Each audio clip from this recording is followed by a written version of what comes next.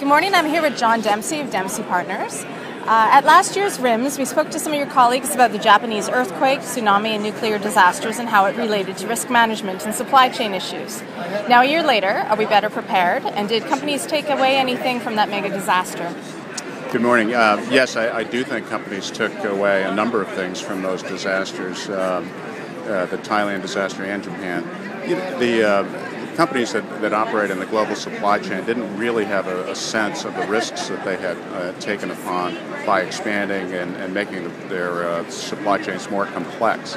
So I think what's happened is a growing sense of awareness that there is significant risk in the supply chain, and companies are now just beginning to make those assessments and to try to transfer the risk or to mitigate the risk through business continuity planning and other measures. Some are changing the way their supply chains work. Others are looking at very carefully how they're doing business and how the risks will be mitigated in the future. But I think that's the takeaway is there's a growing sense and awareness that there is significant risk embedded in the global supply chain. Well, and John, I understand you recently spoke at a mining conference. How are the risks different or the same from the mining industry to others?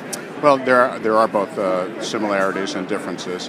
When we look at mining risks, we see a fairly linear supply chain where ore is taken out of the ground, processed, and essentially shipped to customers.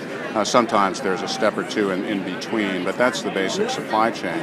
And of course, there's service providers and other elements of the business that are make it a little more complex.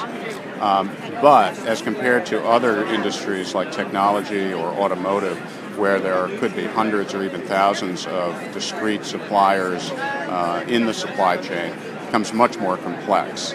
And so I would say the mining sector has the luxury of being able to understand its supply chain a little bit better, whereas some of the other industries, their supply chains are so complex that it will take some time to study and assess those risks. Great. Well, thanks so much again for your time, John, and have a great conference. Thank you. You too. Okay.